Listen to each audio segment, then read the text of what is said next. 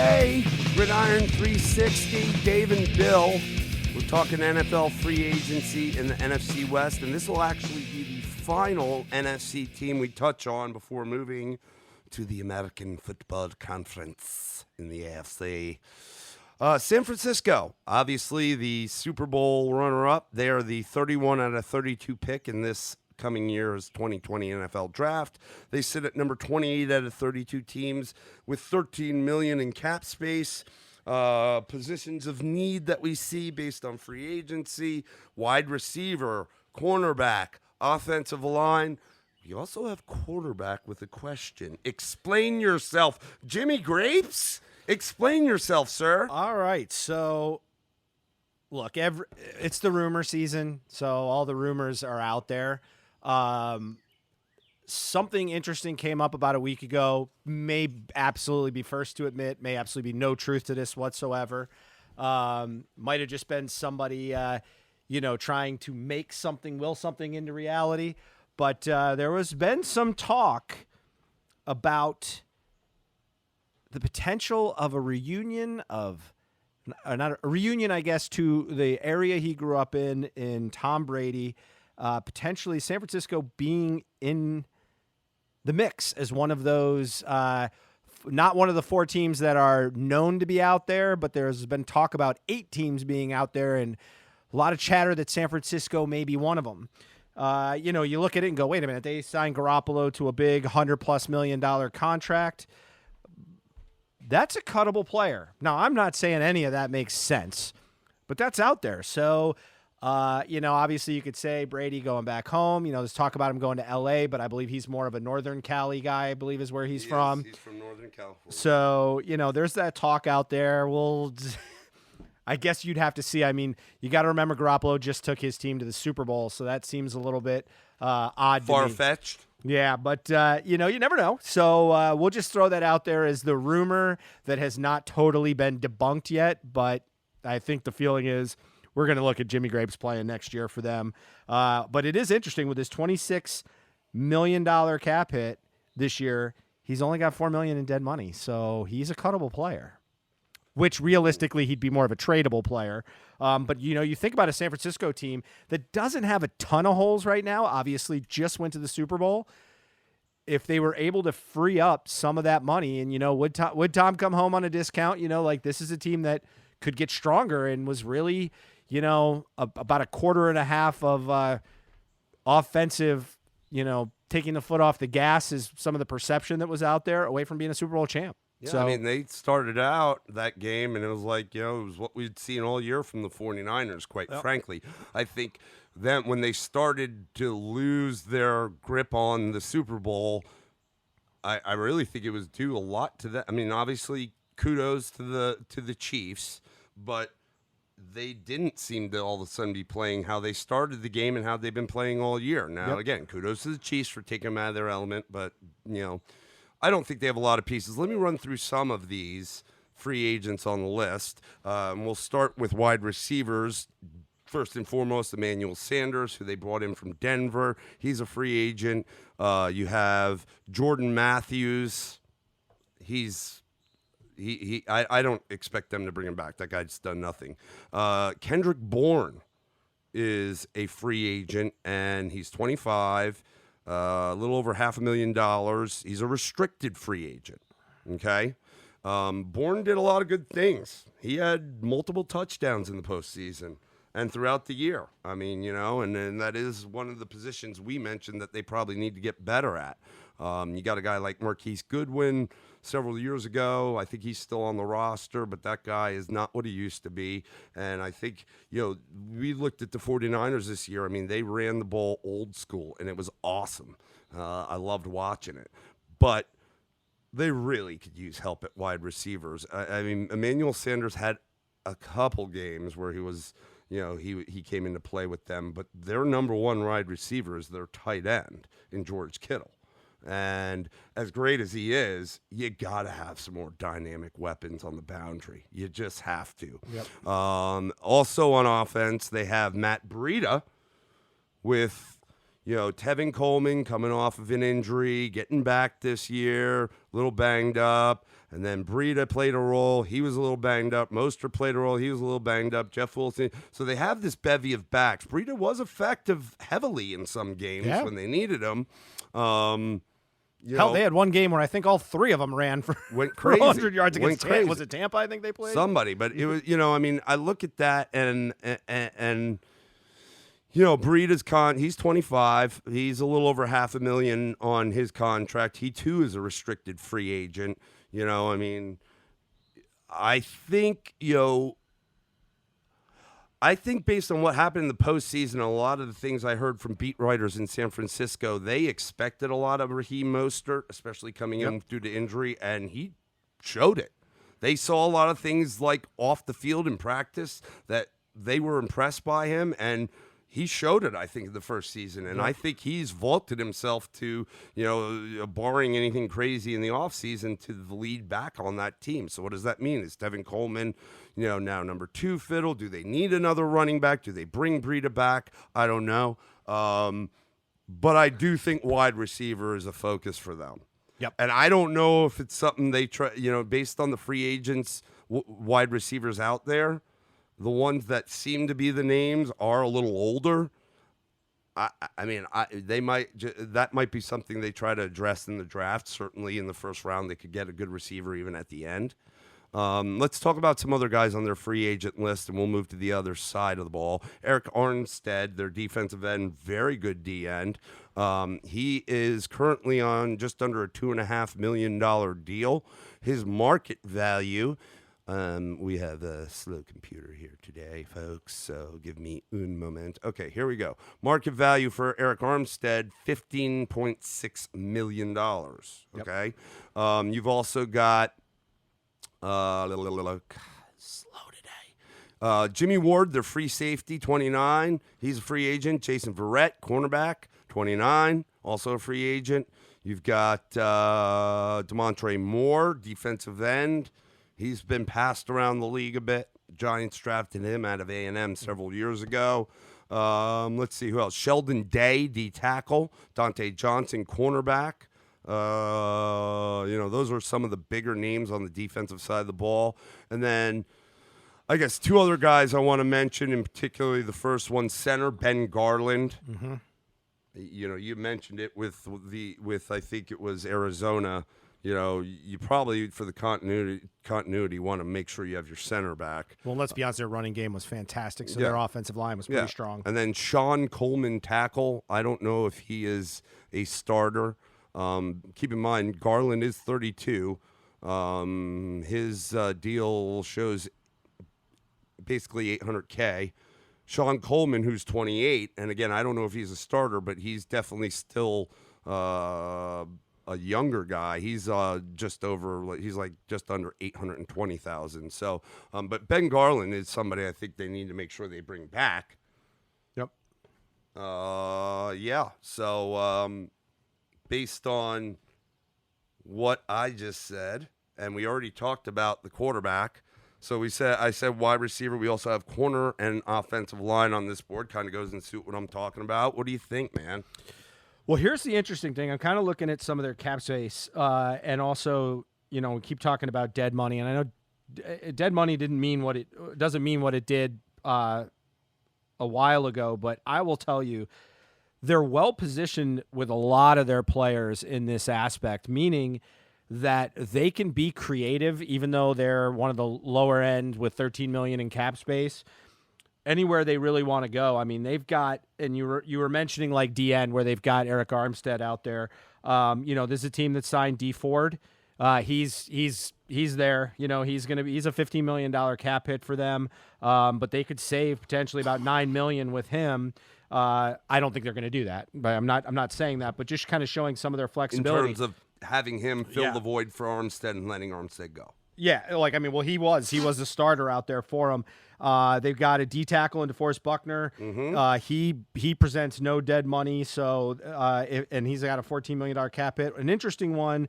This isn't much of a savings, but Solomon Thomas. You remember he was in 2017. Yep, he was who at Stanford, I think. Yep, the Bears took. That was the Bears Trubisky trade where they traded back when they picked him up. Didn't really live up to the hype. Played a little bit better this year, but they've got him at the other DN. So the question is a light gone on, or maybe do we move from him? They could save about $4 million with him. Most of their guys, they have a lot of flexibility, and the only guys where they wouldn't move them is from a cap standpoint is because they wouldn't move him anyway. Is guys like Nick Bosa. Yeah, Bosa's still on his rookie deal. Yeah, so I mean, and he's really good. Yeah. Mike McGlinchey, who turned out to be, they drafted him out of Notre Dame. He ended up being a really good right tackle. He's still on a rookie deal. And they got guys like, we talk about receiver. One thing I was impressed with was probably the last third of the season was Marquise Goodwin. Now, while I'm not necessarily ready to buy any kind of like number one receiver, but he turned out to be a nice piece. They struggled with Dante Pettis. I think that's not a guy that for the long term is going to do anything for him. Or no, I'm confusing. Not Marquise Goodwin. Debo Samuel. Debo Samuel. That was what I was thinking of. Marquise Goodwin's been around a while. Yeah, Marquise Goodwin's been around. Sorry, I missed that. Debo Samuel. I got the two of them confused. But my point is that I think they have some pieces in place. But if they need to find money, I guess the ability for them to do that is there. But I also think that they're in a good position. I mean, I truly believe they'll stand pat at the quarterback. I think that whole thing is kind of trumped up about Brady. So really they can focus on the wide receiver. They can even move a little bit with draft capital and see if they want to move up a little bit and get aggressive to find that next guy. Do they want to re-up Emmanuel Sanders? I'm not really sure that he's that premier guy for Garoppolo. I kind of would like somebody for them with a little bit more size and a little more go and get it. But if they could find a premier guy, okay, whether it be free agency or in the draft, they're able to hit on somebody to come right out. Then Emmanuel Sanders, playing his position in the slot becomes way more valuable in my mind. I think this is a team, I agree with you. You re-up, you figure out how to get your offensive linemen in there. Do you feel like you can get value in a trade or a cut situation? Again, they're not that far off. We're talking about a team that while their arrow's not pointing up, it's only because they were just in the Super Bowl. I mean, there's only one more digit you can go. I actually might say their arrow is still pointing up because they went from worst to first. Out the gate. So I think it's still on the up. Now, is it shooting straight up? Maybe not, but their window is still open. And certainly again with good contracts set up right now, and more importantly, hitting on some good youth. I mean, Nick Bosa is a premier pass rusher, and he's only going to be in his second year. Yeah. I mean, he is in that Khalil Mack, Von Miller, Aaron Donald talk, and he proved it this year. I mean, he was unbelievable. So, this is a team that's really good. The question is, too, Richard Sherman, he's a big cap hit, but he can come completely off the books if they want to go out and look for, someone a little bit younger. Not saying, again, they don't have to do any of this, and that's a pretty good position to be in. The question will be the few spots that they have to fill. Can they do that without really rubbing right up against the cap? So if they need to make some moves later in the year, do they have some flexibility? Right. So again, this is a team. I think you look at it on the surface, you say without making any moves right now, I gotta figure out how to re-up my O-line that's out there, and how do I go out and get a receiver that's gonna make my offense, because the fact of the matter is the number one receiver, I believe, next year, even with a very good receiver, will still be George Kittle. So you really do have a number one receiver, but you got to give him some space. Yeah. And so you got to go out there and get some talent. Their big thing, and this is what's always hard in the NFL, is going to be, can they stay healthy? And, they got to kind of figure out the running back. One of the areas, they got Jerick McKinnon, who was one of their top free agency picks, who has done nothing but be injured since they got him. They thought he was going to be able to get healthy, and he couldn't. But they can save $4 million there. Maybe they spend a little bit. Maybe they spend some of that money in trying to get Breida back. Maybe they don't. Maybe they let Breida run. Maybe they draft. Again, I still think they're second round value. I mean, there's a lot this team can do. Tevin Coleman, maybe if they want to spend early and get a good running back at the end of the first round, do they let him walk? Because he's able to be, moved with some cap savings. So again, I think this is a team that's is trying to figure out what's that last one or two pieces that makes me beat a Kansas City Chiefs team next time. So that's got to be a fun thing for San Fran fans. Yeah, I mean, look, they've got on the defense at every level, they've got players. Yep. Okay. Maybe not every single one, but at least at every position, there's somebody there that you're like, wow.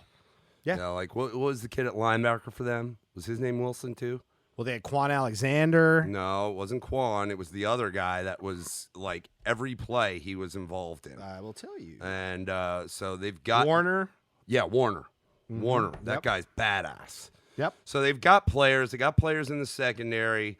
I don't see them moving away, especially with their coach, moving away from what they started with their offense. I think it's going to continue with the heavy run like it is. I think they found a diamond in the rough with this Raheem Mostert. Yep. That's one of those guys. I think that they could give him the keys to the friggin' castle, let him roll, and then have some whether with the guys they got, re-signing some of the guys they got, or going to try to pick up some running backs because it is deep. Just put some people behind them. They do run hard, so you have to have depth in your back in that type of and backfield. they run a lot, right? So you want to have guys to spell them. So either they're gonna, I think they're gonna continue. So I say that to say that I think that offensive line is big, especially resigning, a guy like Ben Garland at center and wide receiver. I think that is the big focus for them. I mean, and again, Kendrick Bourne, Deebo Samuel was somebody they went in the draft early on and paid off. Okay, and I do think he'll get better. I mean, that kid, I remember him at South Carolina. When he was a sophomore at South Carolina, I was like, this kid is going to be incredible in the NFL. And mind you, he's a rookie. He got hurt, I think, the following year, and it was, then he came back and he didn't play the whole year, and when he did, it was so-so, and then he came back his last season and, started to get back to where he was, maybe not as dynamic as the seasons before, but he did good this year. And I'm not surprised. And again, you got a guy like Kendrick Bourne, also young, who was able to contribute. I just think if you had, and Bourne is more of that taller boundary receiver. But I think if you had a guy, maybe even something that, that tall boundary receiver that could go up for 50-50 balls exactly with jump. I was just going to say with some jump that could go up and get 50-50 balls, a la T. Higgins. Yep. T might be a great fit for them because he'll fall late in the first round. Yep. You got probably get drafted. Yeah. You got a center fielder in your tight end, Yep. and you got a guy that can go and make contested catches. Yeah, man. That's a good mix. Like I said, their needs are specific, at least at this point, unless they make some moves to open up cap space to make a play somewhere else. But at the same time, their needs are able to be filled, and they have a couple of ways to do that without destroying their cap space. And again, with that dead money, remember, these teams can restructure contracts and can push some money back. So you never know. San Francisco is that team that's, like I said, it's a chip or two away from the title. Now, again, all of this requires health like any other team. So, and that's they had a lot of luck this year in the sense, like I'll use the running back why I say you want to have more than you don't want to lean on one guy because they needed every one of those three guys to play last year between Tevin Coleman, Mostert, and Wilson because they all showed up at different times. Maybe it's the system because, they all showed up, like you said. And Mostert, as we saw here at the end of the year, really turned it on. And Breida, I forgot Breida too. Yeah, Four guys. and maybe he is a good back. Or maybe it's also a product that he is in the perfect system for what he's able to do. Well, I think it's a lot of it. You kind of have to come away with some of that system mentality because they're different in the way they ran. Yeah, they are all old school. It's load up the line, two tight end sets. But even the running backs fullback themselves. with Kyle Juszczyk. You had like Breida, who was a burner. You had Mostert, who was kind of a tweener. And then you had a Tevin Coleman's a little bit more of a thumper. And again, I'm probably pigeonholing them a little bit too much into that, but they were different styles of running back, but yet at different games, those types of running backs, each one of their styles took over at points, and that was it was interesting to watch, Right, Because it was the system. and then sometimes they had games where they were multiple guys were hammering it. So it just, this is a team that is really, I think, is in a really good position. I got to believe probably when it's all said and done this year, they probably be the front runner once free agency and the draft come through, because they just don't have that many holes, and there's so much talented youth that they've got. I think a couple years down the line, you got to remember, they've been building up this defense with first-round draft picks that kind of underperformed early on. I'm not talking about Nick Bosa, but I'm going back to like DeForest Buckner. He was a top 10 pick. Now he's I think doing he was number better. 7. Certainly Solomon, it's you mentioned him. Lights came on at the same time this year. Those guys will, like Eric Armstead's a perfect example, are going to start to cost them money, and they'll have to deal with that in the future. But right now, they're set well. Let me ask you a question. How much is what is Sherman's situation? How much time does he have left on his deal? I think he's only got one more. This is his last year on it. He is he's got a $13 million or almost $14 million cap hit, but he's only got $1 million in dead money, so he's cuttable. And I think that was the way it was set up. I think they front loaded. Here's what I'm thinking, because I think that when the pieces from the Legion of Boom left in Seattle, he was like the last piece, I think, and. Well, no, the guy that got hurt, unfortunately, Earl Thomas was the last.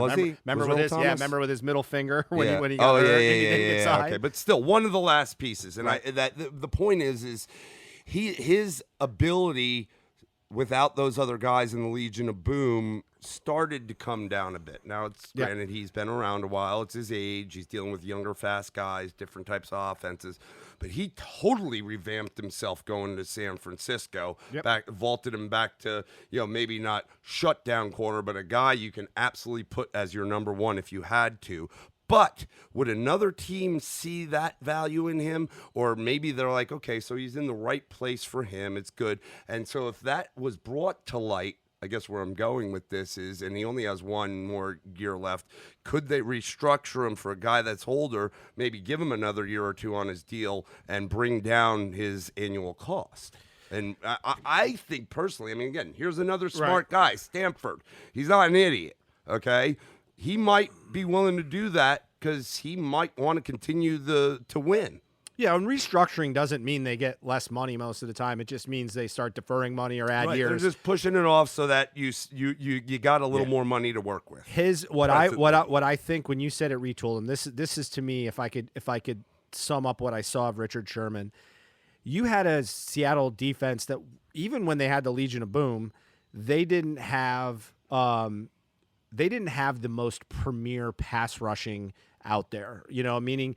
These are like the thing about Sherman that he could do in his prime was he could manhandle you and knock you off your routes so he could stay with you longer.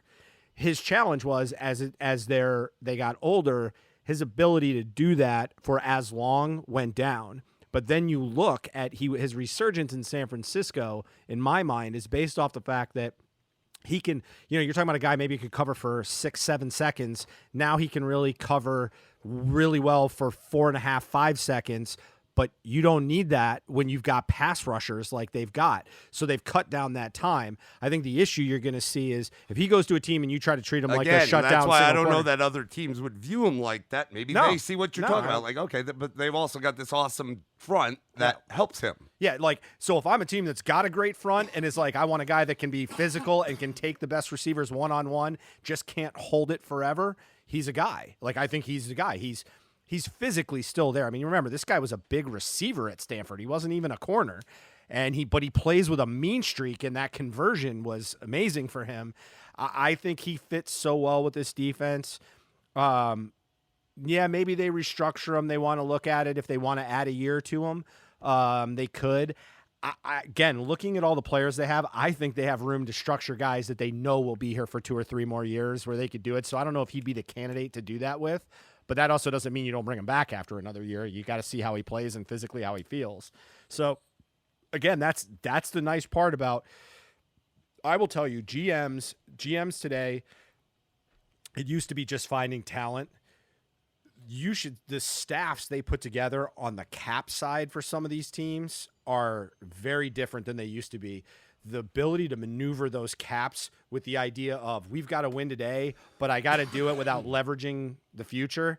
And I just think I got to give John Lynch credit. He actually got some crap. I remember they were a number 2 pick last year. Yep. And all of a sudden he went from, GOAT as in bah to GOAT as in people feeling like he's one of the best.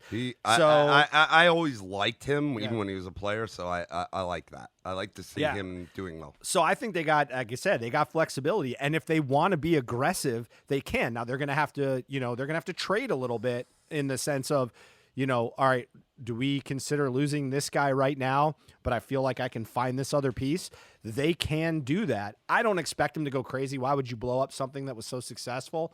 But they can be creative, and they got guys that are cuttable right now to save space. And not I'm not talking about starters. Like I mentioned, Jerick McKinnon, I don't expect to see him on this team next year. 2 years of injury, and you can, put $4 million back on your books.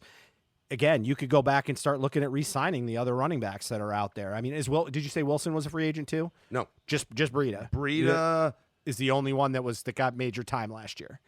Yeah, he's the only running back. Because I know Mostert and Coleman are still up there. Breida's the only running back on their free agency list. Yeah, and wide receiver wise, they got both Bourne and Sanders. And Jordan Matthews. Yeah. Well, hasn't Jordan Matthews been cut by every team in the league in the last 2 years? I think so. But going back to management for San Francisco, I mean, I just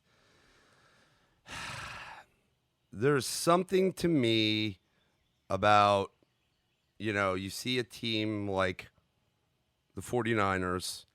And they bring in a GM like John Lynch, a guy who played the game. He's not far from playing the game.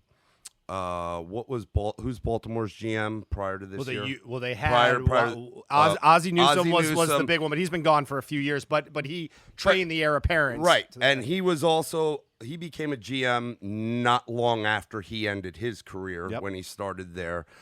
I really like that mentality. I don't know why. It seems to be successful because Thomas Dimitroff didn't play a lick of football in the pros, and look at where the Falcons are. Yeah, well, I think it's this ability to understand that, like I always talk about vision, and some of that comes from my own background. I see a team like right now, like how many times, maybe four of the teams we've talked about already, I've said, like, I can't figure out what their vision is. Right. Like, and part of it is your vision can't be just for tomorrow. It's got to be from beyond. So it was like last year when I said, man, this Cleveland Browns thing is going to be really interesting because it didn't seem like they had a cohesive vision of what they were going to do. It was just like, let's collect as many misfit toys as we can and see if we can all get them to play in the sandbox together. And it didn't work. And so my point is, I could see, even though San Francisco's vision again got questioned, but it's one of those things that it's played out for the better because they stayed to it. Like they could have easily changed gears last year and gone like, oh God, like this didn't work out like we thought. The defense stinks. Like let's just start cutting some of these guys that like the Eric Armsteads and the DeForest Buckners that didn't live up to, in their first couple years of that top 10 pick, and then now they're not in this position, but they stayed with it. And all of a sudden, I do think like on the defensive line, Nick Bosa was that missing piece, that key. And while they were lucky, I mean, because they would not have finished that poorly if they didn't have a quarterback injury and then have, CJ Beathard playing for them. Yeah, what was the other what did you say the linebacker guy's name was? Warner. Yeah, him too, though. Yeah. I mean, like, as great as Bosa was, and he was, like, the start of the season was dynamic. He was a rookie. But the Warner kid, as the season progressed, yeah. Well, what a piece. You got to hit, and you got to hit. So that's where that talent today, vision for tomorrow mesh together, and you watch the great teams put it together and do it, And sometimes, some teams get lucky. Like to me, like I look at a Kansas City, and I don't believe they have as clear a vision, but they got Pat Mahomes. And then they went, wow, this kid's really good. And they went and said, we're going to make that offense as good as we can possibly make it. And look what he did. I mean, he is, in my mind, will be the next class of the Drew Breeses, the Tom Brady's. It's going to be, right now, to me, it's just him and Deshaun Watson are that next are that next coming of the ones we're going to be talking about in 15 years, going like, okay, who's going to be the next Deshaun Watson? Who's going to be the next Mahomes? Right. And you think about how many young quarterbacks have come out with big hype. You mentioned Darnold. You got Trubisky came out number 2, which and worse in that draft where the 2 other guys are going to be the it. Rosen, Mariota a few years ago. Mariota, Winston. I mean, Winston. you're watching these guys. Goff. Wentz. I mean, you look at that list is much bigger than the other list. So, you have to understand the dynamic of your team. And I think while they didn't hit that, they went out and got Garoppolo. And I got to be honest with you, they got him for a song, if you remember that. I mean, remember when everybody's like, oh, we're not going to trade him unless we get 2 first-rounders. And I think that was some of Belichick getting pissed off at his own ownership and letting him go. Let him go for a second rounder. A lot, but it was money rather than capital.